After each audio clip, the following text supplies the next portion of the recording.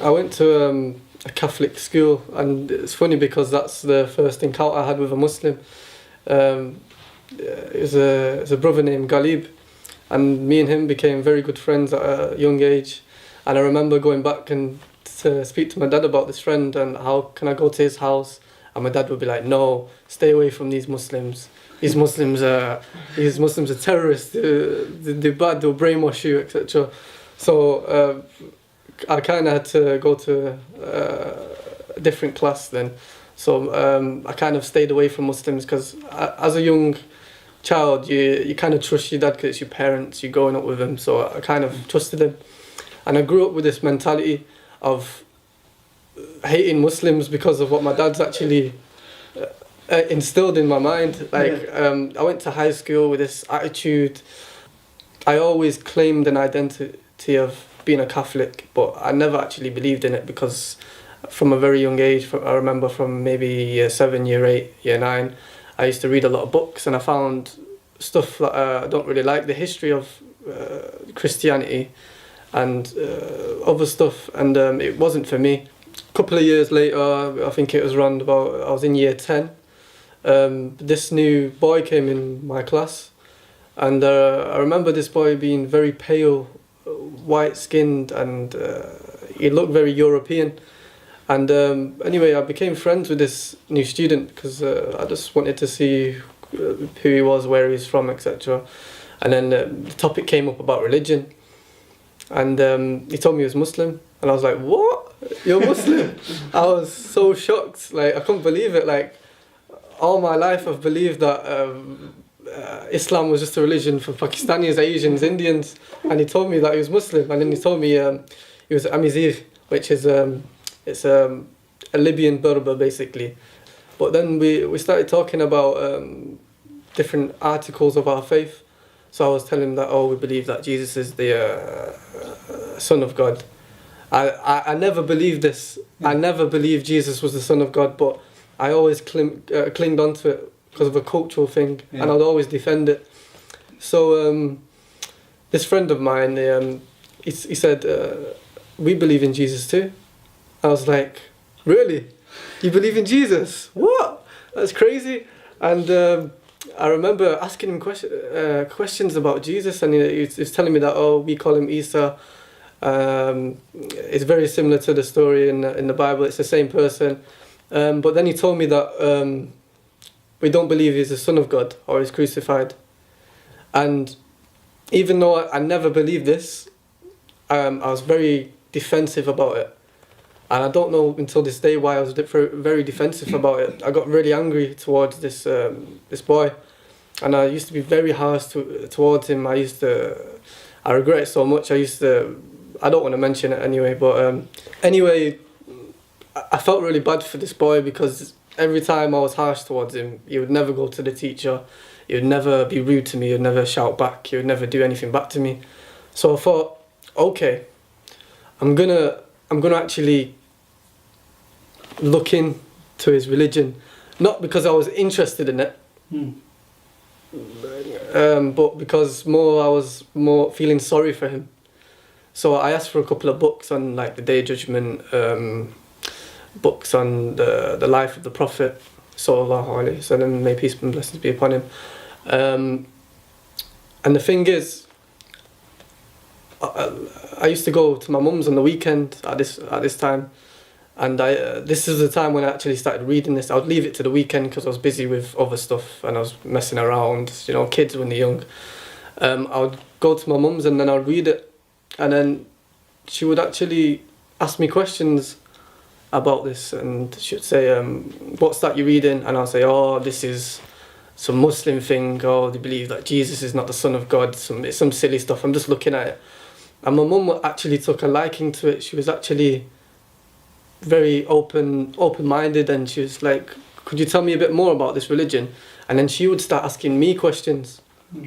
So the questions I didn't know, I had to go back to my friend in high school and ask him. So then it would kind of increase my knowledge on the fact. But every time I was reading and answering questions and gaining more knowledge, I still had a closed heart towards it. I was never accepting of it. One night, I was up till I was up late. I can't remember why I was up, but I remember feeling something strange. Like, I don't know why I was up, but like, I remember my dad jumping out of bed, and it was really strange of him jumping out of bed. Someone rang his phone, and I heard him yapping on the phone, and it didn't sound good. But he came into my room, and he said, "Cam, your mum's passed away." And at that moment, till this day, like, I can't actually accept it. Like, for a while, I couldn't process like what actually happened, and it just wow.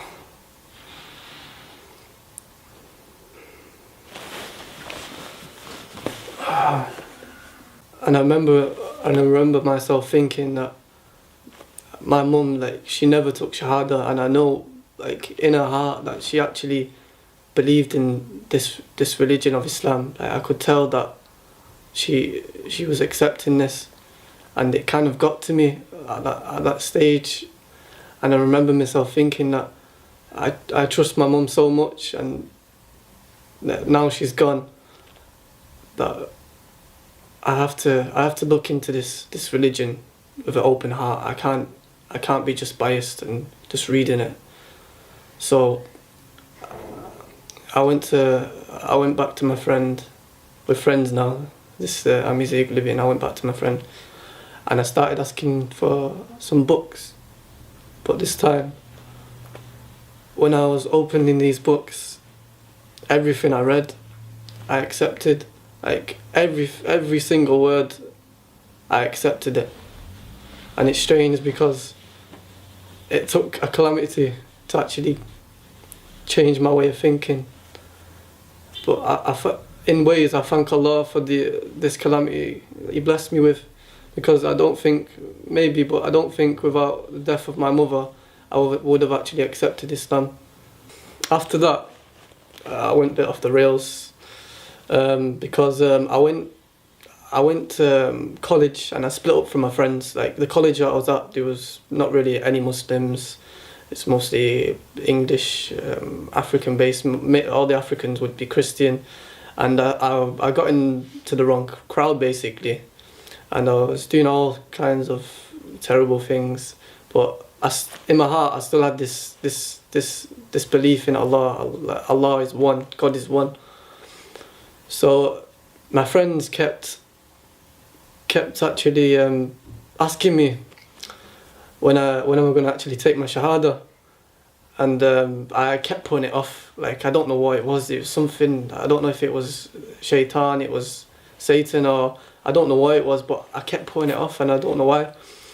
But I kept reading, even though I was at a state, until I kind of remembered my mum again, and I remembered how she took a liking to Islam, and she could have actually become Muslim. So I told my friend that I'll become Muslim this Friday. I promise I'll become Muslim this Friday. So Friday came, and the nerves started kicking in. I was actually shaking in the classroom. I just remember switching my phone off, because I didn't actually want my friends to call me to see where I was, because I knew they'd be calling me saying, "Meet us at this place, such and such a time." So I turned it on for a second, and he said, "We're coming to meet you at your college." So I kind of left college an hour early to get away from them.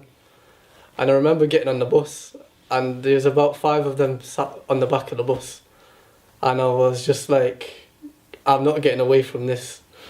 And it was like Allah was saying to me that day that you're not getting away from me this time. You're taking your shahada today, and that's it, final.